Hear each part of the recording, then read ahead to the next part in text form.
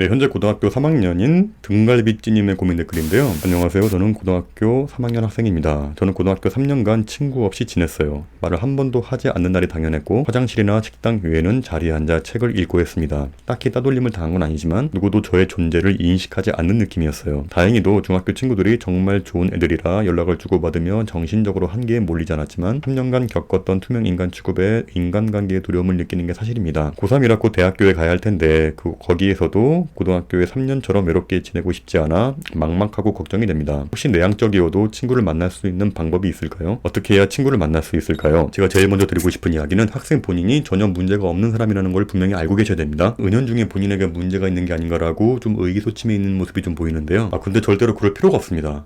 저번 영상에도 이야기했지만 내향적인 성격과 외향적인 성격은 그냥 다른 겁니다. 그리고 내향적이어도 친구를 잘 만들 수 있는 방법을 말씀드리기 전에 일단 우리가 흔히 인식하고 있는 이 친구에 대한 패러다임을 다시 한번 좀 상기시킬 필요가 있다고 생각해요. 여러분들의 친구는 대부분 이럴 거예요. 일단 동갑이어야 하고 같은 고향 사람이어야 되고 같은 학교, 같은 반, 같은 동네. 근데 잘 한번 생각해 보세요. 과연 그 친구들이 내가 원해서 여러분들의 의도로 만난 친구들이었나? 저는 부천에서 태어났고 부천에 있는 초등학교를 나와서 부천에 있는 어떤 중학교를 갔단 말이에요. 자, 이제 그 학교 내에서 조금만 더 각을 좁혀보면 대부분 친한 친구들은 같은 반에서 나와요. 이게 당연한 것 같지만 이게 뭘 의미하냐면 학창 시절에 친하게 된 친구들을 사귀게 된 과정이 지극히 제가 의도하지 않은 우연이란 말이죠. 자, 왜냐? 제가 부천에서 태어나고 싶어서 태어난 게 아니잖아요. 그리고 그 중학교도 제가 그 중학교를 원해서 간 게 아니라 그 동네에 살고 있었기 때문에 그 중학교를 간 거란 말이에요. 그러니까 한마디로 대부분의 사람들이 진정한 친구라고 말하는 그 학창시절의 친구들은 지극히 우연히 지극히 한정되어 있는 어떤 공간에서 여러분의 개인적인 취향과 가치관이 전혀 고려되지 않은 그런 우연히 함쳐진 집단 속에서 이루어진 그런 사이란 말이에요. 자, 그리고 그렇게 친하지도 않았지만 같은 학교 같은 반이었다는 이유만으로 우리는 친구라는 이런 어떠한 헤게모니가 형성이 됩니다. 전 그래서 어렸을 때부터 저는 제가 싫고 친구하기 싫은데 같은 학교 같은 반이라는 이유만으로 친구로 묶어서 퉁치는 그런 문화가 좀 이해가 안 가고 굉장히 마음에 안 들었었어요. 저는 동창회를 안 좋아하거든요.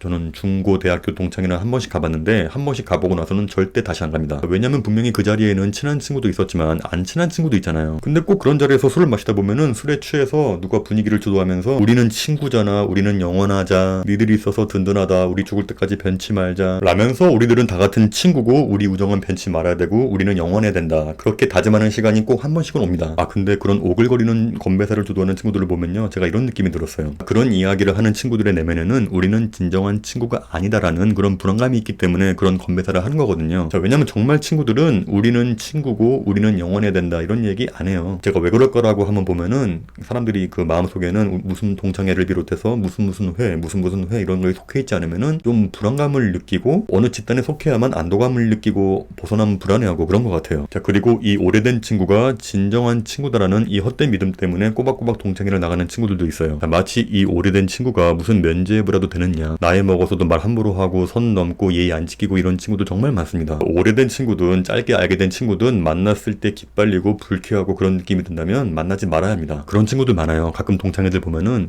이 친구가 이 친구한테 굉장히 무례하고 이기적이고 막대하고 막말하고 하는데도 불구하고 계속 만나요. 내가 그 친구한테 얘기해줘요. 쟤 왜 만나냐, 얘는 좋은 친구가 아니다라고 얘기하면은 야, 그래도 30년 친구잖아, 어떻게 안 보냐, 그렇게 말해요. 이렇게 만나면 스트레스 받고 불쾌하고 기분 나쁜데도 이 오래된 친구라는 이유만으로 어떻게든 유지하기 위해서 노력하는 사람들 정말 많습니다. 그러니까 제 생각에 친한 친구라는 건 그렇게 큰 노력이 필요하지 않는 관계라고 생각하거든요. 그러니까 누군가를 위해서 일부러 갈고 닦지 않아도 되는, 그러니까 나는 나답고 그 친구는 그 친구다워도 편한 사이, 그리고 애초부터 실망하고 서운해할 필요가 없는 사이, 그 정도는 돼야 친구라고 할 수 있는 거라고 생각해요. 어떤 한 시절에 친했다고 해서 그게 끝까지 갈 필요가 없는 거고, 친했지만 어느 순간에 취업하거나 결혼하고 나서 연락이 끊기는 경우도 있는 거고, 그리고 연락이 끊겼다고 해도 본능적으로 저 친구는 나를 버린 게 아니다 이런 느낌이 오는 친구도 있는 거고, 또 연락은 가끔 하더라도 이 친구는 날 떠났구나 라고 느낌이 오게 하는 친구도 있는 거고, 제가 드리고 싶은 이야기는 너무 오래된 인연을 억지로 끌고 가려고 하지 말자. 그리고 그 시절마다 친한 인연들이 있어요. 이게 언제나 바뀌어요. 안 바뀔 수가 없어요. 저는 40이 넘고 나서도 좋은 인연 만나서 좋은 관계 유지하는 사람도 있고요. 이렇게 나이 먹고 나서도 얼마든지 좋은 친구를 사귈 수 있는 기회는 얼마든지 있으니까 지금 사연자분의 고민은 나중에 대학교 가고 나서도 친구가 없으면 어쩌나, 그리고 내향적인 성격인데 어떻게 친구를 사귈 수 있나 이거잖아요. 제 중학교 때 동창 친구 한 명을 이야기해드리면 아마 좋은 힌트가 될 것 같아요. 안경 쓰고 얌전하고 좀 그런 눈에 띄지 않는 그런 친구였는데, 그러니까 저랑 그 친구랑은 어떠한 친하게 될 접점이 없었어요.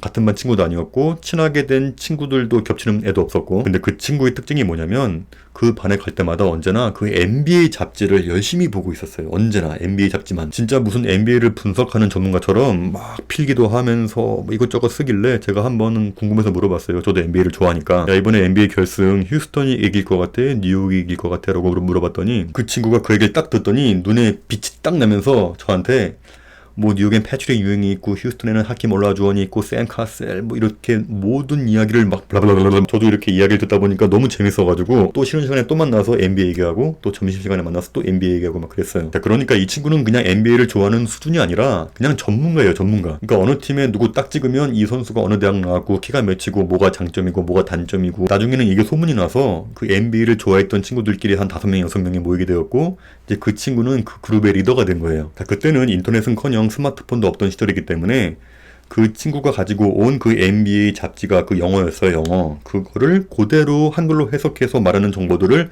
우리한테 이야기해주기 때문에 이 친구가 말하는 정보는 너무 고급 정보인 거예요.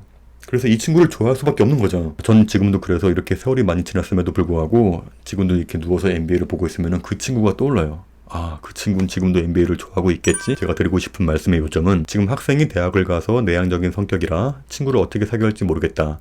그러면 억지로 이 내향적인 성격을 외향적으로 바꾸려고 노력하지 마시고요. 제가 학생의 이름을 정은이라고 예를 들게요. 딱 누구든 정은이 딱 이름을 들었을 때 아, 정은이가 정말 이거 하나는 끝내주게 잘한다. 그러한 한 분야를 정해서 미친 듯이 한번 파고들어 보세요. 뭐 예를 들면 춤에 관심이 생겨서 뭐 걸스 힙합 같은 장르에 빠져서 열심히 연습하고 준비해서 정말 춤을 잘 추게 되었다고 가정해 볼게요. 그런 모습을 보인다면 분명히 그런 모습에 호감을 느껴서 다가오는 친구들이 분명히 생길 거란 말이에요. 이 친구라는 걸요 꼭 학교 친구에만 국한시킬 필요가 없어요. 같이 춤을 추게 된 사람들 중에서 평생을 함께할 만한 베스트 프렌드가 생길 수도 있는 거거든요. 나중에 대학 간 다음에 정말 뭔가 하나에 꽂혀서 미친 듯이 한번 파고들어 보세요. 그리고 그것을 잘 해보세요. 정말 누가 봐도 아, 정은이는 정말 걸스 힙합에 미쳐있구나 이런 말을 들을 수 있게 하면요 친구는 자연스럽게 생길 거라고 생각해요. 제가 처음에 미국에 갔을 때 친구도 없고 너무 외로워서 일 끝나고 언제나 헬스클럽에서 운동만 하던 시절이 있었거든요. 정말 집, 직장, 헬스클럽 이렇게 세 군데만 왔다 갔다 했는데도 불구하고 열심히 운동을 하고 몸이 좋아지다 보니까 나한테 관심을 보이고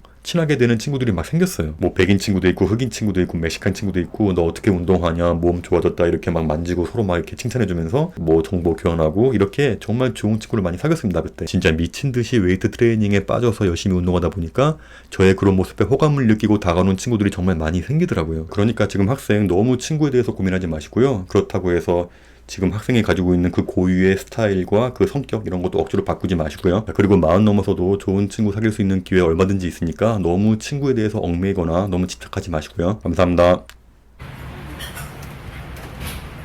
시연은 왜 이렇게 예뻐요?